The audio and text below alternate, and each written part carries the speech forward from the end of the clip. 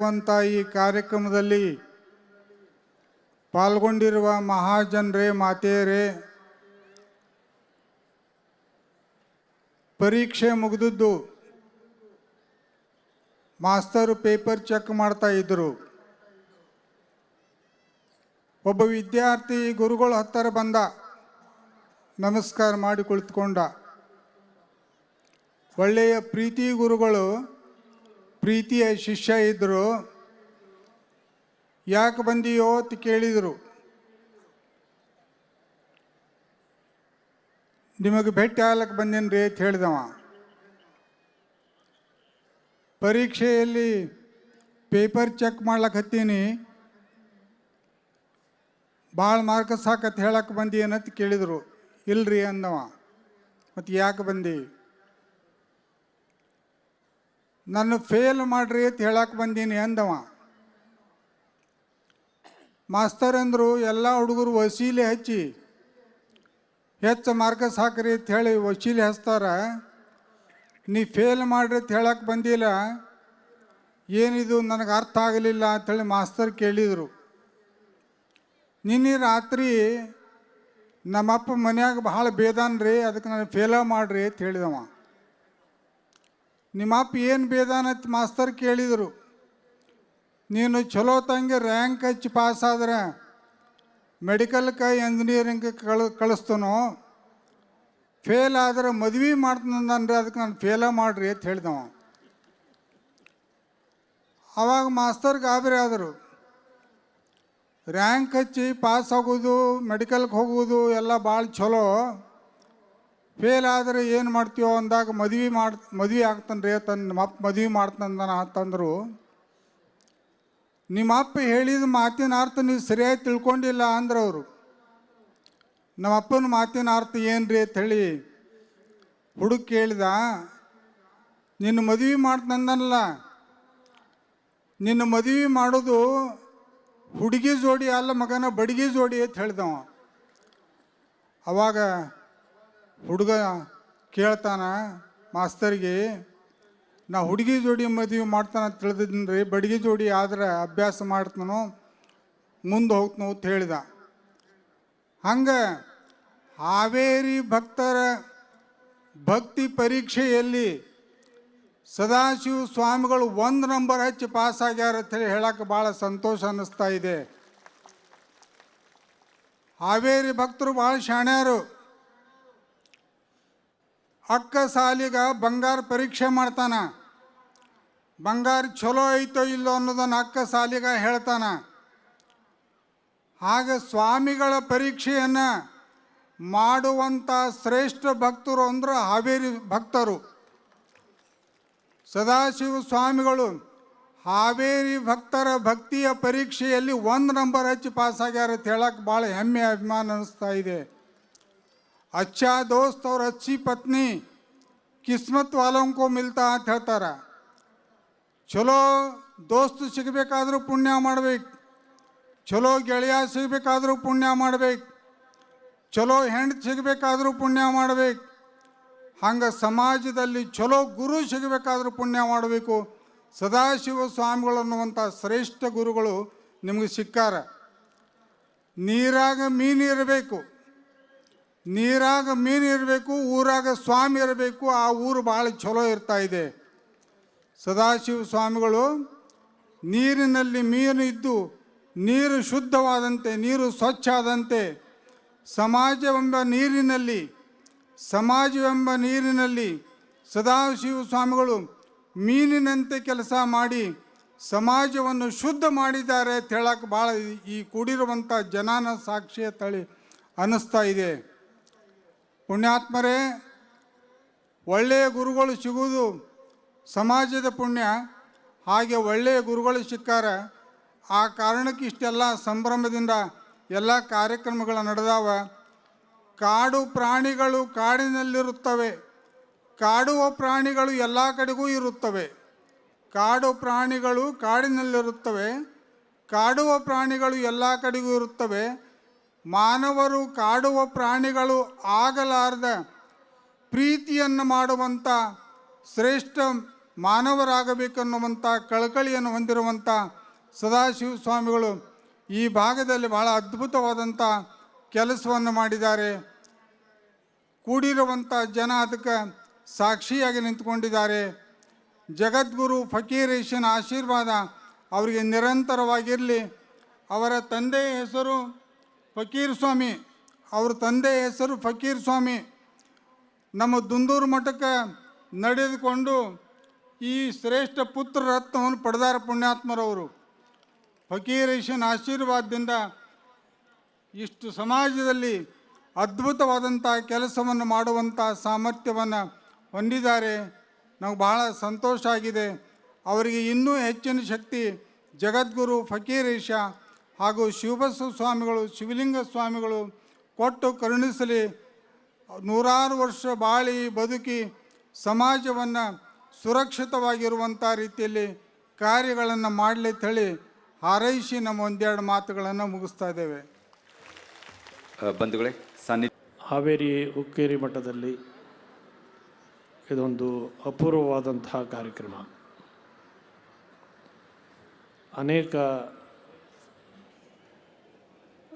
ಪುಣ್ಯದ ಕೆಲಸಗಳು ಸಮ್ಮಿಳನಗೊಂಡಿರುವಂತಹ ಕಾರ್ಯಕ್ರಮ. ಸುವರ್ಣ ಮಹೋತ್ಸವ, ಅಮೃತ ಮಹೋತ್ಸವ,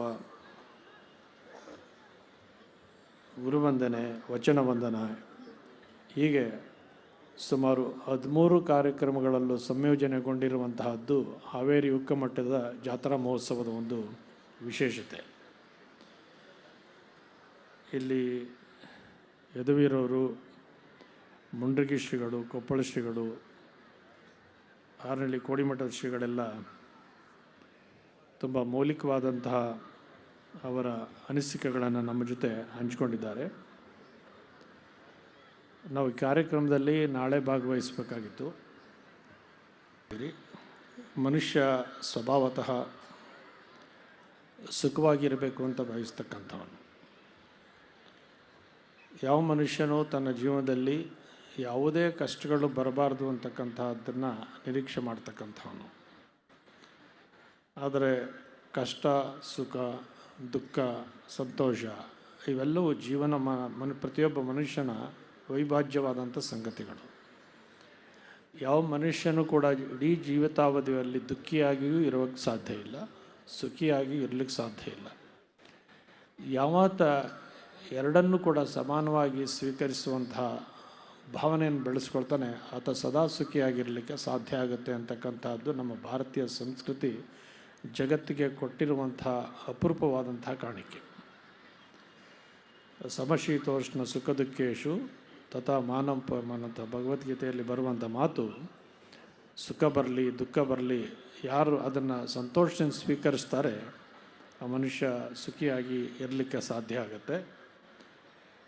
ಹಾಗಾಗಿ ಇವತ್ತು ಹಾವೇರಿ ಹುಕ್ಕೇರಿ ಮಠದ ಸದಾಶಿವ ಸ್ವಾಮಿಗಳವರು ಮನುಷ್ಯರಿಗೆ ಅಂತಹ ಸಚ್ಚಾರಿತ್ಯವನ್ನು ರೂಪಿಸಿಕೊಳ್ಳುವಂತಹ, ಸದ್ಭಾವನೆಯನ್ನು ಬೆಳೆಸ್ಕೊಳ್ಳುವಂತಹ, ಸನ್ನಡತೆಯಿಂದ ನಡೆಯುವಂತಹ ಮಾರ್ಗವನ್ನು ಅವರ ಮನಸ್ಸಿನಲ್ಲಿ ಸ್ಥಾಯಿಯಾಗಿ ಉಳಿಸಬೇಕು ಅನ್ನೋ ಕಾರಣಕ್ಕಾಗಿ ಈ ಕಾರ್ಯಕ್ರಮವನ್ನು ರೂಪಿಸಿದ್ದಾರೆ.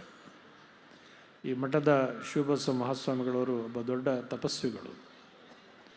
ಅವರ ತಪಸ್ಸಿನ ಫಲ ಇದೀಗ ಕೋಡಿಮಠದ ಪೂಜ್ಯರು ಹೇಳಿದಾಗೆ ಈ ಮಠವನ್ನು ಮುನ್ನಡೆಸ್ಕೊಂಡು ಬರ್ತಾಯಿದೆ. ಹಿಂದೆ ಇದ್ದ ಶಿವಲಿಂಗ ಸ್ವಾಮಿಗಳವರು ವೈರಾಗ್ಯ ಮೂರ್ತಿಗಳು. ಅವರು 2 ಮಠಗಳ ಅಧಿಪತಿಗಳಾಗಿದ್ದಂಥವರು. ಮಾದನ ಹಿಪ್ಪರಗಿ ಮತ್ತು ಹಾವೇರಿ ಹುಕ್ಕೇರಿ ಮಠದ 2 ಮಠಗಳ ಆಧಿಪತ್ಯವನ್ನು ಇಟ್ಕೊಂಡು ಅವರು ಪೂಜೆ ಆಯಿತು, ಜನರಿಗೆ ಆಶೀರ್ವಾದ ಮಾಡುವಂತಹದ್ದನ್ನು ಕೊಟ್ಟು ಆ ಎಲ್ಲ ತಪಸ್ಸಿನ ಧಾರೆಯನ್ನು ಒಂದು ಸಮಾಜಕ್ಕೆ ಧಾರೆ ಎರೆದಂಥವರು ಶಿವಲಿಂಗ ಮಹಾಸ್ವಾಮಿಗಳು. ಅಂಥ ಒಂದು ಪರಂಪರೆಯ ಸಮರ್ಥ ಉತ್ತರಾಧಿಕಾರಿಗಳಾಗಿ ಸದಾಶಿವ ಸ್ವಾಮಿಗಳವರು ಈ ಮಠವನ್ನು ಮುನ್ನಡೆಸ್ತಾ ಇದ್ದಾರೆ. ಇಲ್ಲಿ ಜಾತ್ರೆ, ಸುವರ್ಣ, ರಜತ ಮಹೋತ್ಸವ ಎಲ್ಲದರ ಜೊತೆಗೆ ಸುಮಾರು 75 ದಿವಸಗಳಿಂದ ಈ ಒಂದು ಸುತ್ತಮುತ್ತಲ ಎಲ್ಲ ಭಾಗಗಳಲ್ಲಿ ಸಂಚರಿಸಿ ಜನರಲ್ಲಿರುವಂತಹ ಎಲ್ಲ ಅವರಿಗೆ ಬೇಡವಾದಂಥ ಒಬ್ಬ ವ್ಯಕ್ತಿಯ ಬದುಕಿನ ಶ್ರೇಯಸ್ಸಿಗೆ ಬೇಡವಾದಂಥ ಸಂಗತಿಗಳನ್ನು ಪಡೆದುಕೊಳ್ಳುವಂಥ ಒಂದು ಕೆಲಸವನ್ನು ಮಾಡಿದ್ದಾರೆ.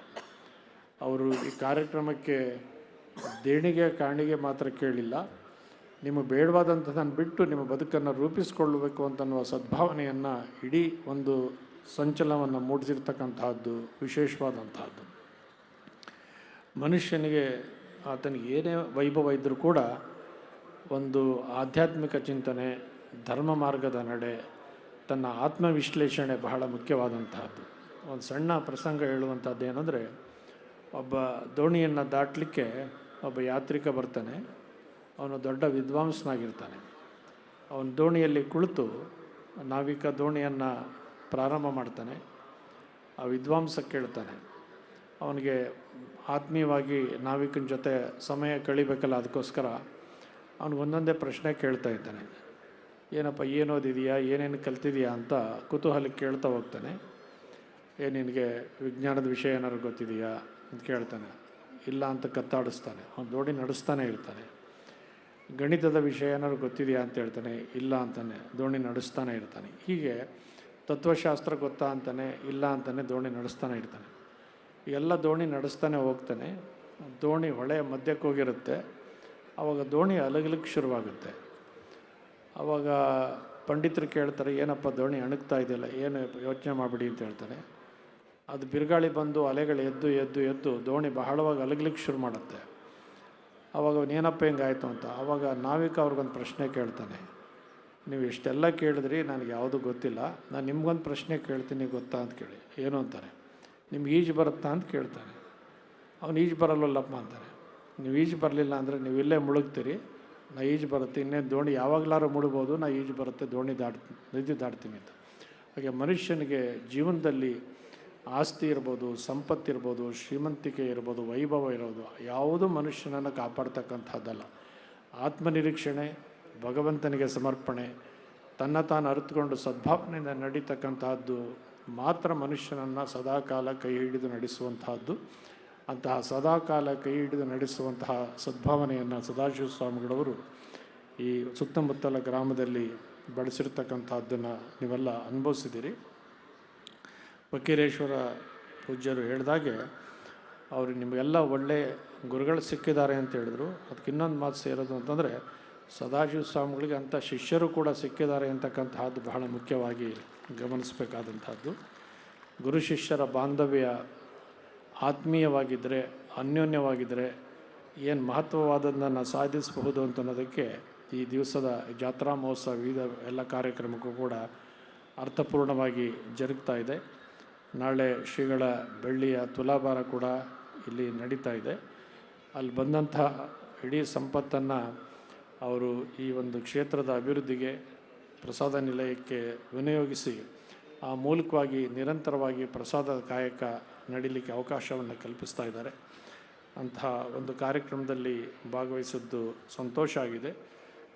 ಒಂದು ಮಠ, ಒಬ್ಬ ಸ್ವಾಮಿಗಳು ಕ್ರಿಯಾಶೀಲರಾಗಿ ಸದಾ ಸಮಾಜದ ಚಿಂತನೆಯನ್ನು ಮಾಡಿದ್ರೆ ಹೇಗೆ ಸದ್ಭಕ್ತರ ಒಂದು ಸಮೂಹವನ್ನು ಸಂಪಾದಿಸಬಹುದು ಅಂತ ಅನ್ನೋದಕ್ಕೆ ಈ ಕಾರ್ಯಕ್ರಮ ಸಾಕ್ಷಿಯಾಗಿದೆ ಅಂತ ನಮ್ಮ ಮಾತನ್ನು ಹೇಳಿ, ಅಂಥ ಕಾರ್ಯಕ್ರಮದಲ್ಲಿ ಭಾಗವಹಿಸಿದ್ದು ಸಂತೋಷ ಆಗಿದೆ. ಎಲ್ಲ ಪೂಜ್ಯರ ಒಂದು ಭೇಟಿಯ ಸದಾವಕಾಶ ಸಿಕ್ಕಿದೆ ಅಂಥೇಳಿ ಈ ಮಠ ಹೀಗೆ ಇತ್ಯಪ್ಯತಿಶಯವಾಗಿ ಬೆಳೀಲಿ, ಸಾಮಾಜಿಕ ಸೇವೆಗಳಲ್ಲಿ ನಿರಂತರವಾಗಿ ಹೀಗೆ ಮುಂಚೂಣಿಯಲ್ಲಿ ನಿಂತು ಸಾಮಾಜಿಕ ಸೇವೆ ಸಲ್ಲಿಸಲಾಗಲಿ. ಅದಕ್ಕೆ ಬೇಕಾದಂಥ ಸರ್ವಶಕ್ತಿಯನ್ನು ಸದಾಶಿವ ಸ್ವಾಮಿಗಳವರಿಗೆ ದಯಾಮಯನಾಗದ ಭಗವಂತ ಬಸವಾದಿ ಪ್ರಮಥರು ಅನುಗ್ರಹಿಸಲಿ ಅಂತನ್ನುವ ಆಶಯವನ್ನು ವ್ಯಕ್ತ ಮಾಡಿ, ಭಗವಂತನ ಕೃಪೆ ನಿಮಗೆಲ್ಲರೂ ಕೂಡ ಇರಲಿ ಅಂತ ಹಾರೈಸಿ 4 ಮಾತಿಗೆ ವಿರಾಮ.